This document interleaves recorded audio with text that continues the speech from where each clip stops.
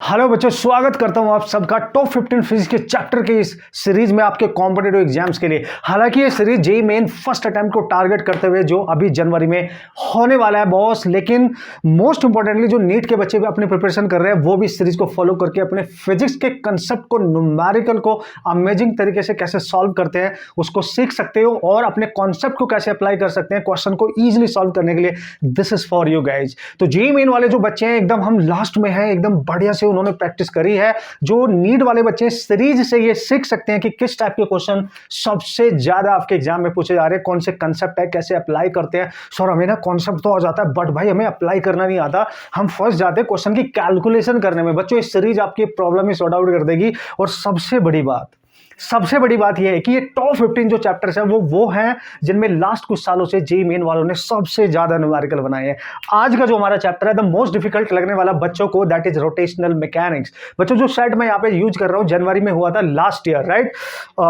जो first attempt था actually जनवरी फरवरी में जो डेट थी, वो सारे क्वेश्चन किस टाइप के कॉन्सेप्ट यूज किए गए उसके थ्रू हम बेहतरीन तरीके से रिविजन करेंगे, उनको अप्लाई करना सीखेंगे, उसके थ्रू न्यूमेरिकल सॉल्व करेंगे और एक बेहतरीन इंसाइट लेके जाएंगे कि कैसे क्वेश्चन आएंगे और उनको हम कैसे सॉल्व करके आएंगे। Here we go.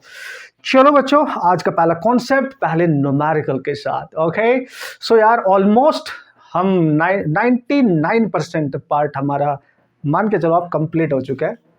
2 पार्ट हमारे बचे छोटे छोटे प्यारे प्यारे से, ठीक है। और इस कंप्लीट सीरीज का अगर सीरियसली होके आप प्रैक्टिस करके गए होंगे, कर रहे होंगे और आगे भी इसको अच्छे से प्रैक्टिस करके जाएंगे, जो अपने नोट्स बनाए। जो नए बच्चे उनके लिए बता दूं, जो जेईई मेंस वाले हैं बच्चों, ऑलरेडी लेक्चर हो चुके हैं, उनको आप देख सकते हैं। प्लेलिस्ट आपको मिल जाएगी हमारे YouTube channel you can physics पे। लेकिन नीट के बच्चों के लिए ये प्लेलिस्ट जो जेईई मेन की है, हालांकि आपकी सीरीज स्टार्ट होगी इसके बाद, बट इसको भी आप अपना बना सकते हो और एक बेहतरीन स्ट्रॉन्ग पॉइंट के साथ आप जाने वाले हो। आपको क्वेश्चन करने का तरीका पता चलेगा। अंडरस्टूड। देखो पहला क्वेश्चन क्या है sir. A ball of mass 0.5 kg attached to a string of length 50 centimetre. एक स्ट्रिंग है, ठीक है सर, और उस स्ट्रिंग के एक एंड पे एक बॉल है जिसका मास है 0.5 kg, उसको अटैच किया गया। ये स्ट्रिंग है, उसकी लेंथ भी दे रखी है 50 सेंटीमीटर। मीटर में बदलेंगे हम बाद में, ठीक है। The ball is rotated on A horizontal circular path about it's vertical axis. ओहो, यानी हॉरिजॉन्टल पाथ होना चाहिए वर्टिकल एक्सिस, ऐसे जैसे ये है ना, इस तरीके से वो हॉरिजॉन्टल पाथ पे घूम रही होगी। वर्टिकल एक्सिस के अबाउट इस तरीके से हॉरिजॉन्टल पाथ पे वो, अगर वो बॉल हॉरिजॉन्टल पाथ पे घूम रही है अपनी वर्टिकल एक्सिस के अबाउट, ये देख लो आप इस तरीके से, ठीक है। तो आप समझो बच्चों, जब ये घूमेगी तो इसको सर्कुलर पाथ पे मेंटेन होने के लिए क्या चाहिए होगा, सेंट्रिपिटल फोर्स। और आगे पूछ रहा है maximum tension that the string can bear is 400 Newton. यानी ये जो रस्सी है ना, ये रस्सी, इसमें जो मैक्सिमम टेंशन होगा, इस पे जो एक्ट करेगा वो कितना बियर कर सकती है, दैट इज 400 न्यूटन। और ये टेंशन ही इसको क्या प्रोवाइड करेगा sir, centripetal force. Obviously guys, the maximum possible value of angular velocity of the ball in radian पर सेकंड। चूंकि ये घूम रही है, इसकी एंगुलर वेलोसिटी बतानी है। आप बस ऐसे क्वेश्चन में एक चीज समझो, जब वो अपने वर्टिकल एक्सिस के अबाउट हॉरिजॉन्टल पाथ पे ऐसे घूम रही होगी तो सर्कुलर पाथ पे घूम रही है, उसको घुमाने के लिए सेंट्रिपिटल फोर्स चाहिए। और कहां से आएगा, टेंशन से आएगा। तो हम लिखेंगे टेंशन ही यहाँ पे सेंट्रिपिटल फोर्स है, और टेंशन हमें दे रखा है 400। सेंट्रिपिटल फोर्स बच्चों किसके टर्म्स में सर, ओमेगा। अगर आप लीनियर वेलोसिटी के टर्म्स में लिखोगे तो v²/r उसकी रेडियस, या mr ओमेगा स्क्वायर। हमें तो ये चाहिए सर, ओमेगा। खत्म कहानी। कंसेप्ट को समझ लो, कैसे अप्लाई करना है ये समझ लो, ठीक है। तो ये दे रखा है आपको बच्चों 400। मास कितना है सर, 0.5। रेडियस मतलब उसकी लेंथ के इक्वल होगी, उसकी लेंथ उसकी रेडियस बन जाएगी ना ऑब्वियसली, दैट इज 50 सेंटीमीटर, यानी 0.5 मीटर में ओमेगा स्क्वायर। ओमेगा स्क्वायर आ गया सर 400 बाई, ये देख लो बच्चों 25 इंटू 10⁻⁻2 आएगा ऑब्वियसली। कूल। तो सर हम इसको लिख सकते हैं 400 इंटू 10⁻2 हो जाएगा और डिवाइड में 25। इससे इसको डिवाइड करो, पूरा कैंसिल करो, 1600 आएगा आपके पास। आप चेक कर सकते हैं गाइज। ओमेगा यहाँ से आ जाएगा 40 रेडियन पर second. This is your answer. Sir concept क्या था इसमें, सेंट्रिपिटल फोर्स का कॉन्सेप्ट था। सर सेंट्रिपिटल फोर्स क्या होता है, टुवर्ड्स द सेंटर जब एक्ट करता है, mv²/r। r क्या है उसकी रेडियस, v क्या है उसकी लीनियर वेलोसिटी। सर हमें तो ओमेगा पूछा था, एंगुलर वेलोसिटी, तो v = r ओमेगा से आप इसको कन्वर्ट कर लोगे तो mr ओमेगा स्क्वायर बनेगा ना। clear. So that is the question which is depend upon the very basic concept, that is centripetal force, and that centripetal force in this situation is given by tension in the string. जिस string के साथ उस mash को attach करके horizontally path पे घुमाया जा रहा है। सिंपल है कि नहीं है? बस ऐसे समझो। तो ये तो था बेसिक वाला कॉन्सेप्ट। अब चलते हैं नेक्स्ट, और हर कॉन्सेप्ट से आपको एक बेहतरीन एज मिलने वाला है, इसमें तो कोई डाउट नहीं है। रोटेशन मैकेनिक्स के वो बेस्ट क्वेश्चन, वो बेस्ट कॉन्सेप्ट जो आते हैं, जिन पे क्वेश्चन आते हैं, उनका एप्लीकेशन बस आपको करना आना चाहिए। बाकी तो आपने रिवीजन भी किया है ना घर पे बेसिक कॉन्सेप्ट्स का, यहाँ पे एप्लीकेशन करना सीख जाएंगे, क्वेश्चन कैसे आएंगे वो करना सीख जाएंगे 100%। बच्चों नेक्स्ट क्वेश्चन की अगर मैं बात करूंगा ना, उसके कॉन्सेप्ट को भी देख लेंगे बेहतरीन तरीके से, क्वेश्चन भी सॉल्व करने और मचा डालेंगे, मस्त तरीके से रिवाइज कर डालेंगे, ठीक है। A disc of radius r and mass m is rolling horizontally without slipping with speed v। Actually एक डायग्राम ऐसे दे रखा है बच्चों, आप समझो बात को। ये इंक्लाइंड प्लेन और यहाँ से हॉरिजॉन्टल एक डिस्क है, इधर से आ रही है, ये कोई डिस्क है, ठीक है, और इसकी स्पीड दे रखी है v। और जब ये हॉरिजॉन्टल पाथ पे है डिस्क, उसने बोला है ये है रोलिंग विदाउट स्लिपिंग, यानी ये रोल कर रही है, रोलिंग मोशन है इसमें, और वो भी कौन सी? प्योर, विदाउट स्लिपिंग वाला कंडीशन है, विदाउट स्लिपिंग है जब वो हॉरिजॉन्टल पाथ पे है इस समय, ठीक है sir, with speed v। It then move of an inclined smooth surface. लेकिन यहाँ पे ये जो इंक्लाइंड सरफेस है ये स्मूथ है, और अगर ये स्मूथ सरफेस है बच्चों, इस पर कोई फ्रिक्शन नहीं है, तो जब ये बॉल, ये जो भी बॉल है, जब इसके ऊपर जाएगी तो ये स्मूथ सरफेस पे जा रही है, तो यहाँ रोलिंग विदाउट स्लिपिंग वाला केस नहीं है, इसके पास केवल इनिशियल mv² काइनेटिक एनर्जी होगी, क्योंकि ये स्मूथ सरफेस है, फ्रिक्शन नहीं है, तो रोलिंग नहीं होगी, ये ट्रांसलेट करके ही जा सकती है ऊपर। समझ गए ना? तो ये बहुत इंपॉर्टेंट पॉइंट है, इसमें ध्यान रखना। लेकिन अगर वो क्वेश्चन में बोलता कि ये रोलिंग करते हुए ही ऊपर जा रही है, तो उसकी रोलिंग एनर्जी यूज करते, मतलब रोलिंग एनर्जी काइनेटिक एनर्जी और रोटेशनल काइनेटिक एनर्जी का कॉम्बिनेशन, ट्रांसलेशनल और रोटेशनल का। लेकिन वो हॉरिजॉन्टल सरफेस पे तो रोलिंग कर रही है, यहाँ पे तो दोनों एनर्जी होगी, हाफ, याद करो, हाफ mv² 1 + k² r², ये रोलिंग एनर्जी होती है टोटल। क्योंकि रोलिंग एनर्जी बच्चों आपको पता है ये होती है ट्रांसलेशन प्लस रोटेशन, रोटेशन होती है हाफ I⍵², ओके, और ये होती है half mv², yes sir, right. लेकिन ये यहां पे है, लेकिन जब ये ऊपर जाएगी, ये इसने बोला स्मूथ सरफेस है, तो इस पर रोलिंग नहीं करेगी, केवल ट्रांसलेशन एनर्जी होगी। ये इस क्वेश्चन का सबसे बेस्ट पॉइंट है, यहीं से क्वेश्चन गलत होगा, यहीं से सही होगा अगर आपने इस पॉइंट पे ध्यान दे दिया। उसने बोला maximum height that disc can go up the incline.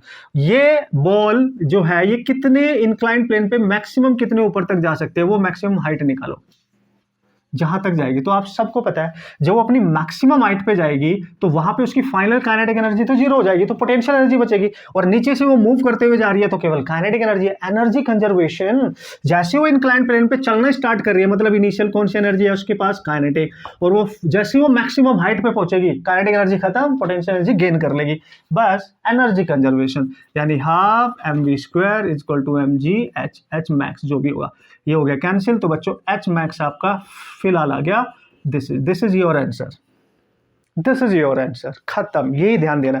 तो सर हमें इसमें ये तो गलत हो जाता हमारे से, हम तो रोलिंग वाला कॉन्सेप्ट लगा देते। यस, आपको समझना पड़ेगा इंक्लाइंड सरफेस को उसने स्मूथ सरफेस बोला है। अगर वो बोलता कि नहीं वो रोल कर रही है up on the inclined surface without slipping, rolling ही कर रही है, मतलब मान के चलते भाई वहां फ्रिक्शन है, रोलिंग वो करेगी विदाउट स्लिपिंग, तो वहां पे रोलिंग एनर्जी यूज करते। तो सर अगर रोलिंग होता तो देखो तब आप क्या करते, रोलिंग एनर्जी को mgh के इक्वल करते, फिर ये करते आप। अगर ऐसा होता तो आप करते mv², जो टोटल रोलिंग एनर्जी होती है वो ये होती है, फिर आप mgh करते, फिर m से m कैंसिल होता। और चूंकि वो डिस्क है बच्चों, डिस्क, चूंकि ये डिस्क है और डिस्क का k²/r² की वैल्यू 1/2 होती है, ये आप सबको पता है बॉस। तो हम यहाँ हाफ v² 1 प्लस यहाँ पे लिखते हैं 1/2 और यहाँ पे लिखते हैं gh। तो हम इसको सॉल्व करते ही आएगा v² 3 और बाई 4 और ये आ जाएगा gh, तो h आता है आपका 3v²/4g, तब ये आंसर होना था आपका। अंडरस्टूड? यस सर, दोनों चीज पता चल गई। तो मेरा काम था आपको कॉन्सेप्ट भी बताना, रिवाइज भी कराना। तो याद रखना जो टोटल रोलिंग एनर्जी होती है, रोलिंग जो एनर्जी होती है जिसमें दोनों है ट्रांसलेशन और रोटेशन, वो होती है half mv²। v centre of mass की वेलोसिटी होती है 1 + k²/r²। लेकिन अगर केवल ट्रांसलेशनल एनर्जी है, ओनली ट्रांसलेशन हो रहा है वहां पे, तो हाफ mv²। लेकिन अगर रोटेशन हो रहा है केवल, जैसे फैन रोटेट ही कर रहा है जस्ट, तो भाई आपको पता है हाफ I⍵²। कमाल हो गया सर ये तो। यस, ये तो कमाल है। क्वेश्चन के थ्रू उसके इर्द गिर्द के सारे कॉन्सेप्ट हम रिवाइज करेंगे, क्वेश्चन भी करेंगे बेस्ट तरीके से, हर टेक्निक सीखेंगे। बने रहना मेरे साथ बॉस, आपको मजा आएगा। हर कॉन्सेप्ट इन क्वेश्चन के थ्रू आपके रिवाइज होंगे, रोटेशन के जो बच्चों को परेशान करता है, लेकिन बेस्ट तरीके से आप सॉल्व कर सकते हो अगर सीरीज को फॉलो करोगे इस लेक्चर के साथ। Okay boss, okay guys, so here we go in the next question. Next question के थ्रू क्या करेंगे सर, हम एक बेस्ट एप्लीकेशन फिर से सीख लेंगे हम, क्योंकि वो भी जरूरी है, क्योंकि हम रोटेशन पढ़ रहे हैं, उसमें मोमेंट ऑफ इनर्शिया के बिना क्वेश्चन हो जाए मतलब ही नहीं बनता। लेट्स सी, उसने बोला 4 पार्टिकल, पार्टिकल है, बॉडीज नहीं है। जब वो पार्टिकल की बात करें, पार्टिकल जिसका साइज नेग्लिजिबल होगा, having some mass but size negligible होगा, 4 पार्टिकल है, एक स्क्वायर लिया उसने और उसके हर कॉर्नर पे एक पार्टिकल रख दिया। ईच का मास कितना है सर, 1 kg, 1 kg ईच है उसने बोला है। ओके, और इसकी स्क्वायर की जो साइड है वो 2 मीटर है, each side 2 metre, 2 metre. Okay, फिर वो बोल रहा है the moment of inertia of this system about the axis perpendicular to the plane and passing through one of its vertex. यहाँ पे देखो, एक तरीके का स्क्वायर है, यहां से एक परपेंडिकुलर एक्सिस ऐसे पास हो रही है, ऐसे इस प्लेन के परपेंडिकुलर और इस वर्टेक्स से। जो आप ध्यान से समझो, यहाँ पे भी 1 kg मास है बच्चों, यहाँ पे भी 1 kg मास है, टोटल 4 पार्टिकल है।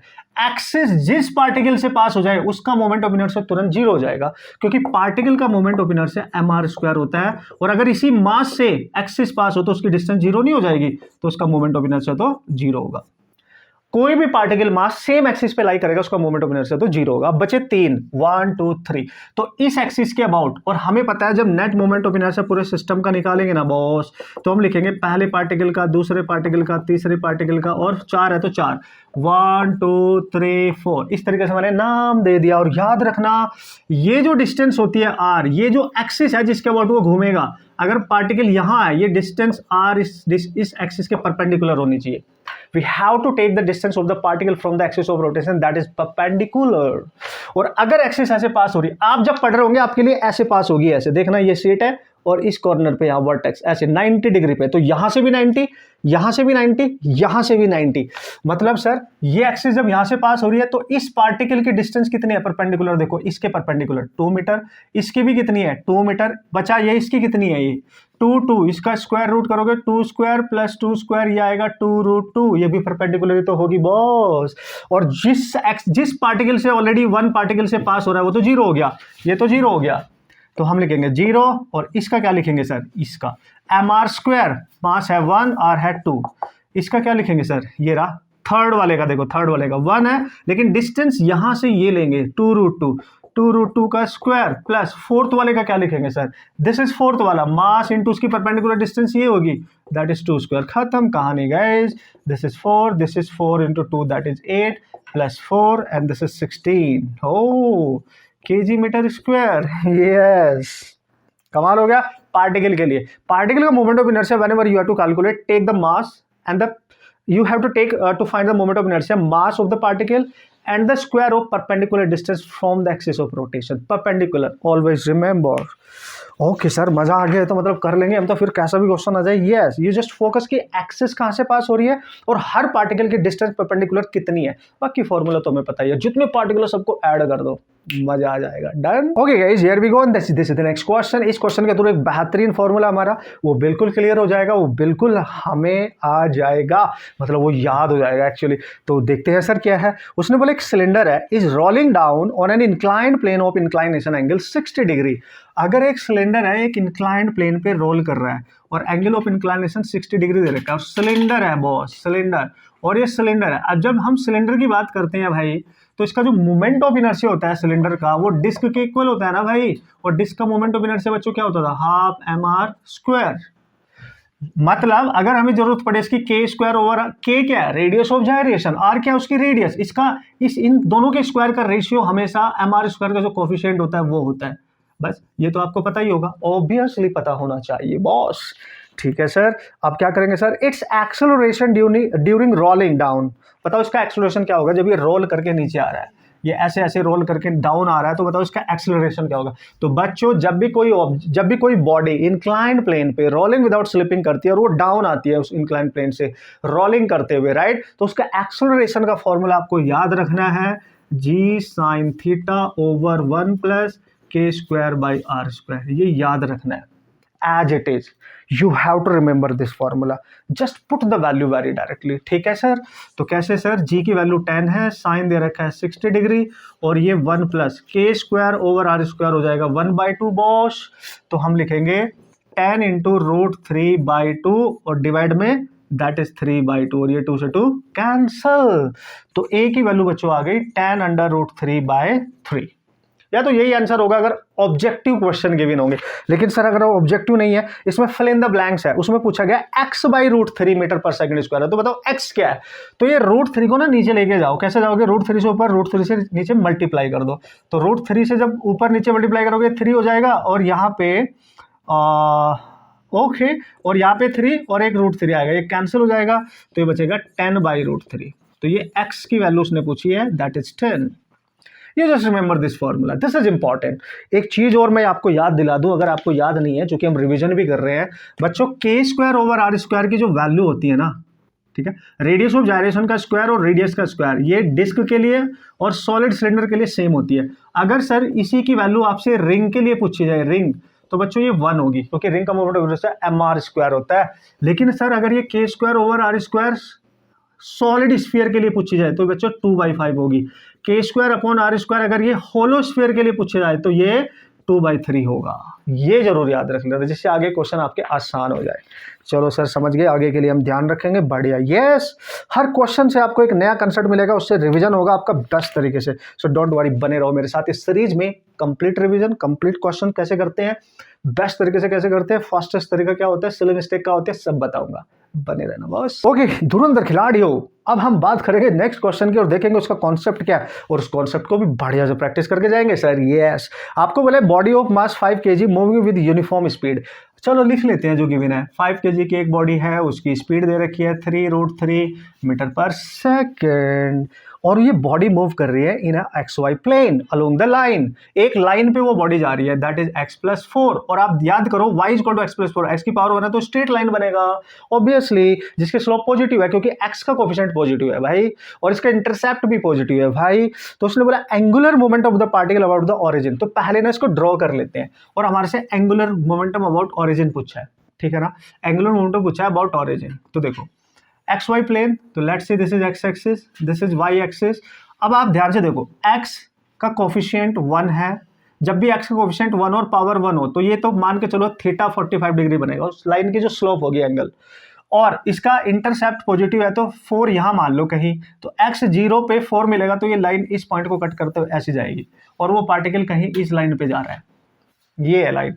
और यहाँ 0 से लेके ये जो डिस्टेंस है ये कितनी है, 4, ये वाली 4. सिंपल.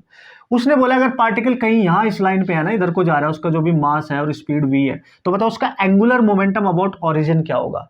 बच्चों एक बात मैं आपको बता दूं, जब भी ऐसे क्वेश्चन है और एंगुलर मोमेंटम पूछे तो एंगुलर मोमेंटम होता है mvr, लीनियर वेलोसिटी के साथ. और ये जो v और r है ये दोनों एक दूसरे के परपेंडिकुलर होने चाहिए, ये ध्यान रखना, ठीक है. मतलब velocity of the particle about origin, जो डिस्टेंस लेंगे आप, उसके परपेंडिकुलर होनी चाहिए. सर मतलब कैसे? अगर वो पार्टिकल यहाँ है, आप समझना, वो पार्टिकल अगर यहाँ है और आप इसको ओरिजिन से यहाँ से ज्वाइन कर दो, तो देखो जब मैं इसको आगे एक्सटेंड करूंगा तो ये है इसकी वेलोसिटी और ये है इसकी डिस्टेंस r, तो इनके बीच एंगल 90 नहीं है. तो जब भी ओरिजिन के अबाउट पूछे तो इस पूरी लाइन पे कहीं पे एक ऐसी लाइन ड्रॉप करो जो 90 डिग्री पे हो. ये देखो, ये अगर मैंने यहाँ से ये इसको एक लाइन ड्रॉप की, ये इसकी परपेंडिकुलर डिस्टेंस है क्योंकि इसके साथ यहाँ 90 का एंगल बना रही है, ठीक है. और ये लाइन x एक्सिस के साथ कितना एंगल बना रही है, ऑब्वियसली 45. तो ये 45, ये 90, 45, तो ये भी 45. और 0 से लेके इस पॉइंट P तक ये डिस्टेंस कितनी है यहाँ से यहाँ तक, तो इसको तो हटा ही दो. तो ये डिस्टेंस आपको दे रखी है ऑलरेडी 4. तो यू हैव टू टेक कि सर इस एक्सिस पे कहीं भी पार्टिकल होगा, परपेंडिकुलर डिस्टेंस ये लेनी है ओरिजिन से, बस ये ध्यान रखना है. तो हम लिखेंगे L अबाउट ओरिजिन mvr, मास दे रखा है 5, 3√3 into r is the perpendicular distance. Yes, क्या है सर, कैसे निकालेंगे? देखो भाई, ये पता है, ये निकालना है, ये 90 है और ये एंगल 45 है, तो ये परपेंडिकुलर तो पक्का ये बेस है और ये हाइपोटेनियस है, तो हम निकालेंगे cos 45. बेस कितना है सर, d. हाइपोटेनियस कितना है सर, 4. तो d आ गया बच्चों 4 cos 45, ये आ जाएगा 4/√2. ये आ गई आपकी परपेंडिकुलर डिस्टेंस यहाँ पे, ठीक है। तो 515√3 इसको लिखेंगे 4/√2, तो बॉस ये आएगा 60√3। ओके, √3 है ना कि √2 है? √2 है, sorry my mistake, this is √2, ठीक है, दिस इज √2, तो ये कैंसिल हो जाएगा ना बॉस, तो ये हो जाएगा √2, ठीक है। तो 15 इंटू 4 और ये √2 आपका कैंसिल, तो ये आ जाएगा 60, डायरेक्ट ही आ जाएगा आंसर आपका 60 kg/s। एंगुलर मोमेंटम, जो एंगुलर मोमेंटम निकालते समय क्या ख्याल रखना है कि वो लीनियर वेलोसिटी के साथ जा रहा है, तो एंगुलर मोमेंटम mvr होगा और ये परपेंडिकुलर होने चाहिए एक दूसरे के। और अगर आप प्रोडक्ट इसका वेक्टर फॉर्म देखोगे तो आपको पता है r×v लिखेंगे, फिर पोजीशन वेक्टर, वेलोसिटी वेक्टर, अगर वेक्टर में आया, ये भी याद रखने का। लेकिन सर अगर वो एंगुलर वेलोसिटी के साथ घूम रहा हो तो एंगुलर मोमेंटम फिर एंगुलर वेलोसिटी के साथ लेते हैं हम I ओमेगा। याद आया कुछ boss? Moment of inertia into angular velocity, याद रखना, वेरी इंपॉर्टेंट, आगे काम आएगा बॉस, ठीक है। यस सर, तो ये सब कुछ आपको पता होना चाहिए बच्चों, इस टाइप के क्वेश्चन आते रहते हैं और आप उनको सॉल्व कर सकते हैं। This is the way to handle this type of problem. I hope you understood, और अप्लाई करेंगे, सीख लेंगे मस्त तरीके से, बेसिक कैलकुलेशन, उतने स्मार्ट आप हो। चलो आगे बढ़ते हैं बॉस। ओके, इस धरती के चांद सितारों, नेक्स्ट क्वेश्चन की बात कर लीजिए और देखते हैं नेक्स्ट क्वेश्चन कैसा और किस तरीके से पूछा जा सकता है। वाह सर, मजा आएगा, क्या कुछ डिफरेंट है क्या? कोई नया कॉन्सेप्ट? बिल्कुल नया। मैं चाहता हूं ये कॉन्सेप्ट भी आए और ये आ गया है बॉस। यस, जब मैंने सोचा कि यार ये कॉन्सेप्ट भी रिवाइज होना चाहिए इस क्वेश्चन के थ्रू ही। देखो कॉन्सेप्ट तो चलो हम वैसे भी रिवाइज करते ही रहते हैं, बट क्वेश्चन के थ्रू तो मस्त तरीके से कॉन्सेप्ट भी आ गया, अप्लाई करना भी आ गया, नेक्स्ट क्वेश्चन आएगा तो सॉल्व करना भी आ जाएगा ना यार, ये सबसे बड़ी पावर होती है, ठीक है। उसने बोला consider a disc of mass 5 kg, radius 2 metre. एक डिस्क है, ऐसे मान लो आप, और वो अपनी एक्सिस के अबाउट रोटेट कर रही है, घूम रही है। इस डिस्क का जो मास है दैट इज 5 kg और इस डिस्क की जो रेडियस है ना बॉस, वो दे रखी है 2 मीटर। और जब ये घूम रही है इनिशियली अकेली, इसकी एंगुलर वेलोसिटी दे रखी है दैट इज 10 रेडियन/सेकंड, जब ये अकेली डिस्क अपनी एक्सिस के अबाउट ऐसे ऐसे घूम रही है, ठीक है। Okay, An identical disk is kept gently over the rotating disk along the same axis। फिर क्या किया उसने, ध्यान से समझो। पहले ही अकेली डिस्क थी, इसके ऊपर एक डिस्क और जेंटली प्लेस करी गई है विदाउट एनी डिस्टर्बेंस। दो डिस्क होगी, 1 2, और आइडेंटिकल है, दोनों की रेडियस सेम, दोनों का मास सेम। लेकिन चूंकि एक डिस्क और ऐड करने से भाई मास चेंज हो गया, तो मोमेंट ऑफ इनर्शिया चेंज होगा, तो एंगुलर वेलोसिटी चेंज हो जाएगी, तो इसकी एंगुलर वेलोसिटी हमें नहीं पता। That is the new angular velocity. ओ तेरी की, यस, ये समझना है आपने यहाँ पे बच्चों। और क्वेश्चन में बोला है आइडेंटिकल डिस्क को प्लेस किया गया जेंटली, और अगर जेंटली प्लेस किया गया ना बॉस, तो समझो उस बात को क्या बोलने की कोशिश कर रहा है। मतलब वहां पे कोई डिस्टर्बेंस नहीं किया गया, कोई एक्सटर्नल फोर्स नहीं लगाया गया, कोई एक्सटर्नल टॉर्क नहीं लगाया गया उसको रोटेट कराने के लिए, रोकने के लिए। मतलब angular momentum in this situation, जब किसी एक रोटेटिंग बॉडी के ऊपर वही सेम टाइप की बॉडी रख दे, कोई अदर पार्टिकल हम ऐड कर दें, तो एंगुलर मोमेंटम हमेशा इस केस में कांस्टेंट होता है, कंजर्व होता है। और ये घूमने वाला केस है, एंगुलर मोमेंटम होता है I ओमेगा, तो I ओमेगा इस केस में कांस्टेंट होगा बॉस। ये कॉन्सेप्ट यूज होगा यहाँ पे। अब देखेंगे क्या पूछेगा, ठीक है बॉस।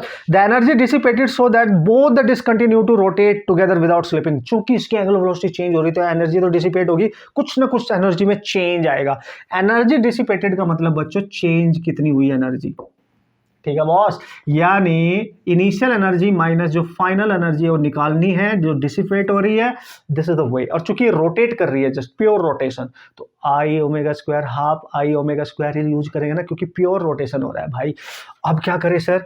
देखो भाई, अगर मैं जब ये डिस्क अकेली थी, इसकी एनर्जी निकालू E1, तो वो लिखेंगे half I1 omega 1 square. Yes, बिल्कुल बिल्कुल ऐसे ही करना है। तो हम लिखेंगे हाफ I1 क्या है, मोमेंट ऑफ इनर्शिया डिस्क का अपने सेंटर परपेंडिकुलर एक्सिस के अबाउट क्या होता है, mr²/2 इंटू ओमेगा कितना है, 10 का स्क्वायर। पहले अलग से निकाल लो, तो ये 1/4 हो गया। मास इसका सर 5 है और रेडियस सर 2 की स्क्वायर है, इंटू ये हो जाएगा 100, और ये 4 कैंसिल, तो सर ये 500 जूल आ रहा है। बिल्कुल, इनिशियल एनर्जी सिंगल डिस्क की इतनी है। तरीका बता रहा हूं कॉन्सेप्ट कैसे करना है। फिर जेंटली एक और प्लेस कर दी तो 2 बन गई। अब इसको कैसे निकालेंगे सर एनर्जी? इसकी भी निकाल लेंगे, हाफ I। अब I दोनों का लेंगे, यानी net moment of inertia I1 I2, और ओमेगा तो चेंज हो गया भाई, ओमेगा तो चेंज हो गया ना यार। तो सर हम कैसे निकालेंगे? हम निकालेंगे हाफ I1 और I2 दोनों ही आइडेंटिकल है, यानी दोनों का जो मोमेंट ऑफ इनर्शिया हमारे स्क्वायर बाई 2 ही होगा। 2 से मल्टीप्लाई कर दो क्योंकि दोनों का सेम है, तो 2 into half m r square और इंटू ओमेगा 2 का स्क्वायर। तो बच्चों ये आप लिखेंगे, ये कैंसिल हो जाएगा, m दिया है 5 और 2 का स्क्वायर बाई 2 इंटू ओमेगा 2 का स्क्वायर। ओके, तो ये 2 ये 10 ओमेगा 2 का square. Yes, this is your E2। उत्तरी की सर, यस। अब अगर आपको ओमेगा 2 नहीं पता कि उस एडिशनल जो सेम आइडेंटिकल डिस्क थी उसको प्लेस करने के बाद ये किस वेलोसिटी के साथ घूम रहा होगा, तो क्वेश्चन नहीं होगा, तो वो भी निकालना पड़ेगा। देखो, एक कॉन्सेप्ट दी होगी एनर्जी डिसिपेटेड कैसे निकालें, दूसरे concept most important, how to find out the new angular velocity of this system. तो बच्चों मैंने आपको बताया एंगुलर मोमेंटम आपका यहाँ कांस्टेंट रहेगा, यानी जब वो अकेली थी तब एंगुलर मोमेंटम कितना होगा, I1 ओमेगा 1। जब वो दोनों घूम रही है तो एंगुलर मोमेंटम कितना होगा, I2 ओमेगा 2। और I2 क्या लेंगे सर, दोनों का, यानी I2 डैश लिख लो, तो I1 plus I2 into omega 2 ये लेना है। ठीक है, अब यहां इसके इक्वल कर दो, तो यानी I1 ओमेगा 1, क्योंकि इक्वल करना है क्योंकि कंजर्व है, I1 plus I2 into omega 2। आपको पता है I1, इसको एज इट इज लिख लो। देखो ये दोनों सेम ही है क्योंकि दोनों आइडेंटिकल है, दोनों मोमेंटम सेम होगा, तो 2 टाइम ऑफ I1 लिख लो ना भाई, इंटू ओमेगा 2, ये हो गया कैंसिल। तो ओमेगा 2 कितना आ गया, ये 10 है और बाई 2 दैट इज 5 रेडियन पर सेकंड से घूमेगी वो पूरा सिस्टम। मतलब सर आप ये कह रहे हो जब एक डिस्क और प्लेस कर दिया तो सिस्टम की एनर्जी जो एंगुलर वेलोसिटी जो अकेली डिस्क की थी 10 थी, अब वो कम हो गई, तो एनर्जी लॉस हो गया ना। यस, तो यहाँ पुट कर दो 10 इंटू 5 का स्क्वायर दैट इज 250 जूल। देखो बॉस, अब एनर्जी उसके पास बेचारी की 250 जूल है, पहले कितनी थी 500, तो कितनी बची, लॉस बता दो लॉस। तो 500 minus 250 that is 250 joule only. This is your answer, this is how you can handle the type of problem. ऐसे दो कॉन्सेप्ट क्लियर हुए, एनर्जी कैसे निकालना है, लॉस कैसे निकालना है, एंगुलर मोमेंटम कंजर्वेशन क्या होता है, कब पता चलेगा, कैसे चलेगा, क्या करोगे, L1 इक्वल टू L2 करोगे, वहां से न्यू एंगुलर वेलोसिटी निकाल सकते हो। अमेजिंगली, डोंट वरी, कर सकते हो आप। अब चलते हैं बच्चों नेक्स्ट क्वेश्चन और देखेंगे क्या है उसकी कहानी मेरी जुबानी और क्या उससे हम नया कॉन्सेप्ट सीख सकते हैं। जो लास्ट के दो क्वेश्चन है और ये रोटेशन का जो चैप्टर है, जितने भी बेसिक चीजें हैं वो आप रिवाइज करके जाए, एप्लीकेशन कैसे करना है सीरीज देख के जाए, न्यूमेरिकल में कहाँ किस तरीके से प्रॉब्लम आती है उनको कैसे सॉर्ट आउट करना है सीरीज देख के जाए, लेक्चर देख के जाए, अमेजिंगली आपको हेल्प मिलेगी और you will be able to solve the problem. I hope you understood, मजा भी आ रहा होगा, नोट्स भी बना रहे होंगे और इसको एप्लीकेशन भी कर रहे होंगे मेरे साथ साथ। Okay here we go and this is the next question guys, let's see what is the question. वैसे इस तरीके को क्वेश्चन ऑलरेडी हमने प्रोजेक्टाइल में पढ़ रखा है, लेकिन फिर भी चूंकि हम रोटेशन कर रहे हैं तो बनता है बॉस। उसने body of mass m is projected with speed u making an angle of 45 degree with the ground. Projection का केस है बॉस, तो ये x एक्सिस ये y एक्सिस, एक बॉडी को प्रोजेक्ट किया गया है, प्रोजेक्ट करेंगे तो अंडर ग्रेविटी जाएगी और एंगल दे रखा है 45 डिग्री, u वेलोसिटी के साथ मास m है। ओहो अच्छा, so angular momentum of the body about the point of projection, जहां से प्रोजेक्ट किया गया यहां से इसके अबाउट एंगुलर मोमेंटम निकालना है, कहां पर निकालना है ये भी तो देखना पड़ेगा। Of the body about the point of projection at the highest point, जब वो अपने हाईएस्ट पॉइंट पे होगी, यहां पे होगी बच्चों, तो उसकी परपेंडिकुलर डिस्टेंस ये होगी। देखो हाईएस्ट पॉइंट पे वेलोसिटी आपको पता है u cos थीटा होता है, इसका u का जो उसका x कंपोनेंट होता है, प्रोजेक्टाइल में भर भर के बढ़ा है आपने, और इसकी परपेंडिकुलर डिस्टेंस ये है। और किसके अबाउट निकालना है, ओरिजिन, तो ओरिजिन के अबाउट निकालेंगे तो परपेंडिकुलर डिस्टेंस इस वेलोसिटी पे ये लाइन होगी ना ये, और ये किसके पैरेलल है इसके। और याद करो प्रोजेक्टाइल में हाईएस्ट पॉइंट की बात कर रहा है तो उसकी जो मैक्सिमम एनर्जी वो हाइट होती है वो कितनी होती है h, तो यहाँ पे जो उसकी डिस्टेंस है ना परपेंडिकुलर वो हाइट का काम करेगी। अंडरस्टूड, तो एंगुलर मोमेंटम में पता है mvr होता है सर, मास m ही रहेगा। वेलोसिटी क्या लेंगे उस पॉइंट पे जहां पे निकालना है, हाईएस्ट पॉइंट पे, ये हाईएस्ट पॉइंट है u cos थीटा, एक तो ये याद रखना है। और r परपेंडिकुलर डिस्टेंस का काम कौन करेगा, उसकी मैक्सिमम हाइट, तो सर mu cos थीटा आपको 45 दे रखा है। और याद करो हाइट का फॉर्मूला क्या होता था प्रोजेक्टाइल में, u square sine square theta by 2g, बस पुट कर दो, थीटा आ गया आंसर।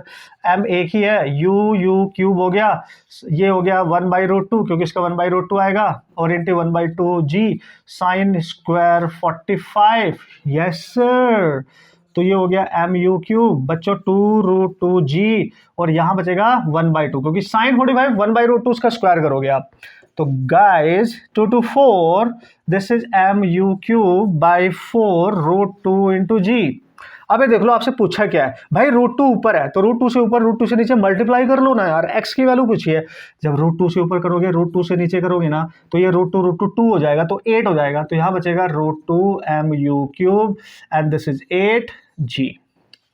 कमाल हो गया सर। यस, तो व्हाट इज एक्स? एक्स के जो उसने क्वेश्चन बनाया इस तरीके से बनाया, जी का मल्टीपल एक्स है, तो एक्स इज व्हाट 8। खत्म कहानी। आपने बस ये याद रखना है, एंगुलर मोमेंटम जब भी प्रोजेक्टाइल वाले केस में हाईएस्ट पॉइंट पे पूछे अबाउट ओरिजिन, तो ये फॉर्मूला यूज करना है। वेलोसिटी वहां पे हाईएस्ट पॉइंट पे u cos थीटा लेनी है, जो भी वेलोसिटी दे रखी है उसका हॉरिजॉन्टल कंपोनेंट लेना है, हॉरिजॉन्टल के साथ जो एंगल गिवन होगा उसका, और r उसकी h लेनी है। This is the concept, you have to remember this concept now. ये मेन है। अब हमारा लास्ट क्वेश्चन कमाल कर देगा, वो भी धमाल कर देगा, और आपके कॉन्सेप्ट रिवाइज हो गए हैं। रोलिंग हो, मोमेंट ऑफ इनर्शिया हो, एंगुलर मोमेंटम हो, सब कुछ इसमें कवर हो गया। यही जरूरी होता है किसमें सर? रोटेशन में भाई। यही तो जरूरी है आपके लिए। बेसिक क्वेश्चन है, देखो ज्यादा डिफिकल्ट नहीं है, जो कि रोटेशन में बहुत डिफिकल्ट क्वेश्चन बनते हैं, पर नीट और जेईई मेन लेवल पे नो प्रॉब्लम एट ऑल। आप इनको फोकस करो, आज के ट्रेंड को फॉलो करो, कैसे क्वेश्चन आ रहे हैं, मस्त तरीके से स्कोर लेके आओगे। ओके चलो भाई धुरंधर खिलाड़ियों, लास्ट क्वेश्चन के डिस्कस कर लेते हैं। ओके उसने बोला 2 आइडेंटिकल स्फीयर है, अब की बार स्फीयर है, of mass 2 kg and radius 50 centimetre, identical है, दोनों का सेम ही है, are fixed at the ends of a light rod. ध्यान से समझो, उसने बोला कि एक लाइट रॉड है, एक रॉड है आपके पास, और वो भी लाइट है, मतलब इसका खुद का मास हम कंसिडर नहीं करेंगे, इसके खुद के मास को हम नहीं लेंगे। ओके ये आप समझ ले, वो दे देना। ओके बॉस, इसके खुद के मास को तो हम नहीं लेंगे, रॉड का मास, यानी रॉड का अगर मास नहीं गिवन है, वो लाइट है, तो उसका मोमेंट ऑफ इनर्शिया कंसिडर नहीं होगा। लेकिन उसने बोला जो स्फीयर है वो बिल्कुल यहाँ फिक्स किए गए हैं मस्त तरीके से, इस तरीके से, इस तरीके से, वो आइडेंटिकल स्फीयर है, ऐसे फिक्स किया। उनकी रेडियस दे रखी है, उनका मास, ईच का मास है 2 kg, आई थिंक 2 kg है ना सर? यस, 50 सेंटीमीटर रेडियस है ये, 50 सेंटीमीटर, और 2 kg मास, ये 50 सेंटीमीटर। और ये इस तरीके से अटैच किए गए हैं बच्चों कि इनके दोनों के सेंटर के बीच की डिस्टेंस दे रखी है, सेंटर टू सेंटर, ये देखो यहां से यहां तक की डिस्टेंस, बहुत केयरफुली देखना, ये है 150 सेंटीमीटर। तो अगर मैं इस रॉड की लेंथ देखूं, वैसे देखने की जरूरत है तो है। उसने बोला इसके रॉड के सेंटर से पास होने वाली परपेंडिकुलर एक्सिस के अबाउट मोमेंट ऑफ इनर्शिया निकालो। भाई जो एक्सिस पास हो रही है ना, moment of inertia of the system about an axis perpendicular to the rod passing through its middle point. Yes समझ गए?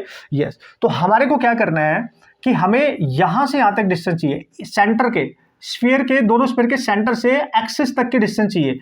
तो देखो ये 150 है, और यहां से यहां तक 50, और ये भी 50, तो ये डिस्टेंस कितनी होगी पूरी रोड की अगर मैं लेंथ निकालूं, तो 50 50 100 150, ये बचेगी 100 centimetre, no sorry 50 centimetre, this is 50 centimetre, क्योंकि 150 minus 50 minus 50।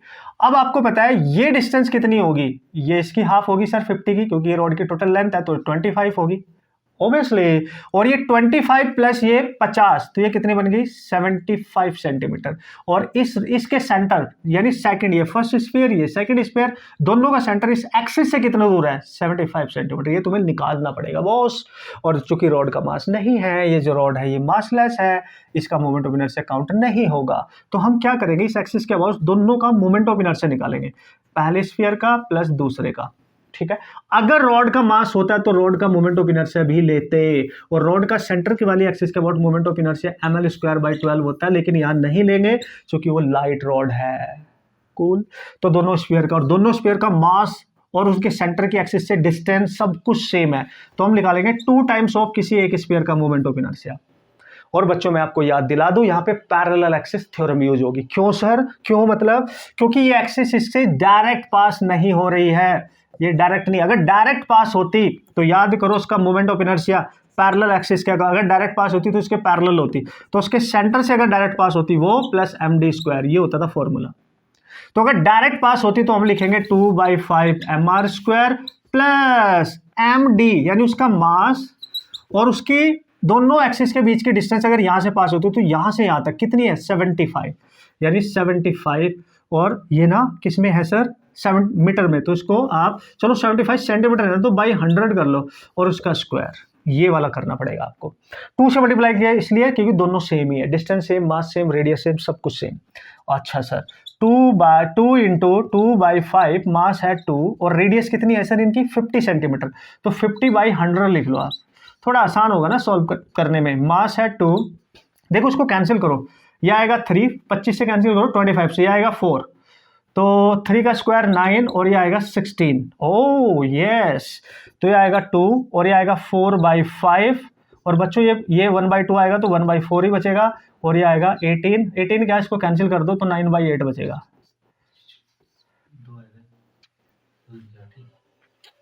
Okay guys, this is 9/8। अब क्या करेंगे सर, अब आप ध्यान से देखो, ये कैंसिल, तो बच्चों ये आएगा 1/5 प्लस 9/8, और इसको आप सॉल्व कर सकते हैं। 2 रहेगा बाहर, इसका एलसीएम ले लो 40 सर, बिल्कुल।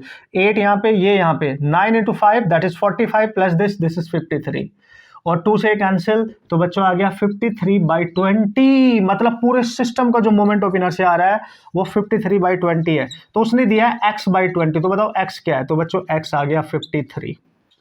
चूंकि केवल स्फीयर ही वहां पे कंसिडर किए जाएंगे, रॉड कंसिडर नहीं की जाएगी, लेकिन अगर रॉड का मास होता तो मैंने बोला उसका मोमेंट ऑफ इनर्शिया भी ऐड करते।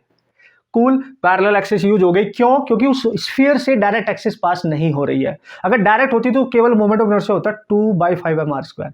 सो बच्चों, आई होप आप समझ गए होंगे इसकी कहानी मेरी जुबानी, और बेहतरीन तरीके से क्वेश्चन हमने सॉल्व कर लिए, सारे कॉन्सेप्ट को अप्लाई कर लिया, और इस तरीके से आप कंप्लीट चैप्टर का रिविजन कर सकते हो और उनको अप्लाई करना भी हमने सीख लिया मस्त तरीके से। ओके, उम्मीद करता हूं बढ़िया तरीके से अब आप प्रैक्टिस करेंगे।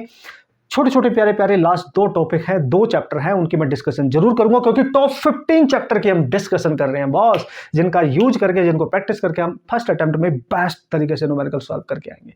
जो अदर बच्चे हैं नीट के या बोर्ड एग्जाम के, वो भी इसको फॉलो करें। आपकी क्वेश्चन सॉल्विंग जो टेक्टिक है, मेथड्स हैं, और जो आपकी ट्रिक्स हैं वो स्ट्रांग हो जाएंगी, आपकी कैलकुलेशन स्ट्रांग हो जाएगी, आपका माइंडसेट स्ट्रांग हो जाएगा इस सीरीज को फॉलो करके। मिलेंगे नेक्स्ट लेक्चर में, तब तक खुश रहे, सीखते रहे, मेहनत करते रहे। अच्छा लग रहा है तो शेयर जरूर कर दिया करो यार लेक्चर को, जिससे ज़्यादातर लोगों के पास पहुंचे और हम भी, हमारे चैनल को भी आपके थ्रू ग्रोथ मिले।